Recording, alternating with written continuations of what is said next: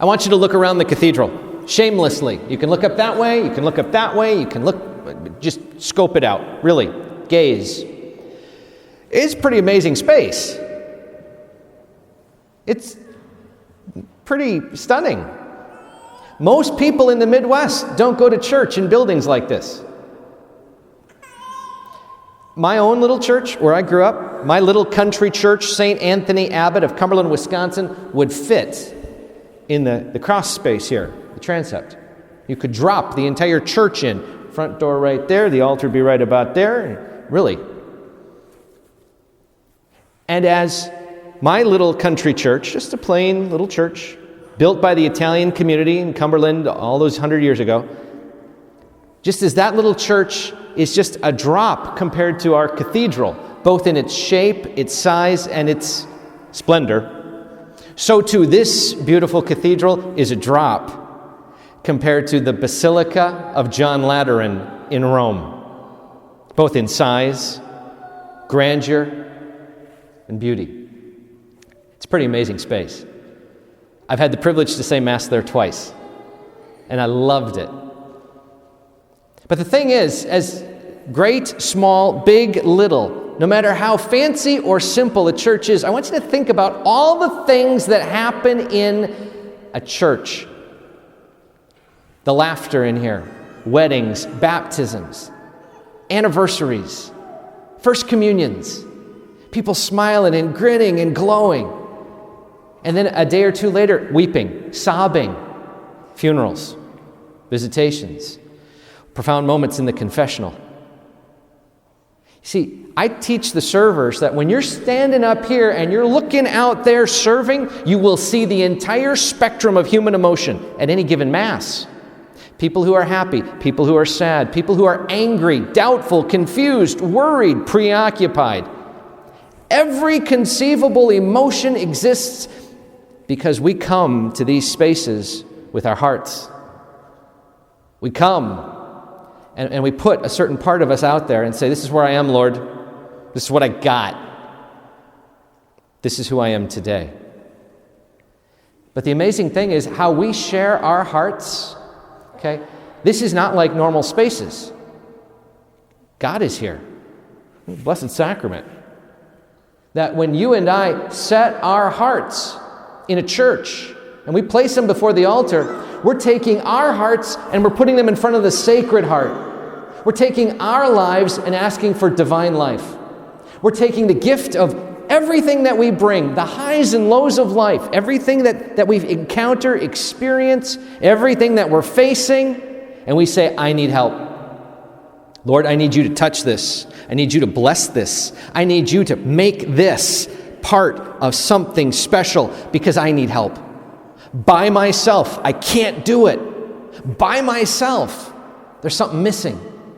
And even if we're flying high, we bring it to the Lord in gratitude to keep us on the right path. And even if we're brought low, we bring it to the Lord to strengthen us, redirect us, refocus us, and give us that perspective we need just to take another step. That in these sacred spaces, humanity and divinity come together. That you and I can have an encounter. That you and I can be strengthened. And it's not just as us as individuals. It's us as family. That the encounter with God is an encounter we do together. We can't do this alone. We need help. We need strength. We need each other. You are my neighbor, my brother, my sister, my friend. You are my family in faith. And when we gather together with everything in our hearts, we set it out there and we say, okay, Lord, help us. And God does. That when we come, whether it's in communion, whether it's to hear the scriptures, whether it's to lean on a neighbor or a friend, God comes. God blesses, God touches, God strengthens. For one reason, because we're not supposed to stay here. The first reading we heard today was that from the temple the water flows. From the temple it streams out, and everything that water touches brings life. Everything that water from the temple encounters grows, plants, animals. medicines, fruit. That the water from the temple brings life. It changes, it transforms, it strengthens, and that's us. Because when you and I walk out the doors, we're meant to take the life we encounter here and live it out there. It's meant to flow out. It's meant to flow through us. That receiving Jesus in communion is to help us bring Jesus into the world. That what happens in these sacred spaces is meant to transform all spaces. That the grace we receive here is meant to be grace lived out there. The blessing we receive here is meant to be a blessing to whoever God puts in our path today, to whatever encounter or situation we face today, to no matter what you and I have to deal with this week. I'm willing to bet we've all got stuff to deal with. I'm willing to bet we all got stuff on our plate. I'm willing to bet we've got blessings and burdens. So we take the blessing here and bring it to those burdens. We take the grace here and allow it to flow through us, to change us and change every person and situation we meet. It literally starts at the altar. Folks, today, our churches, big, small, great or simple, are meant to be an oasis, a little place on the journey of life where we stop, we rest, we catch our breath, we get refreshed and keep going. Because the Lord has work for us to do today.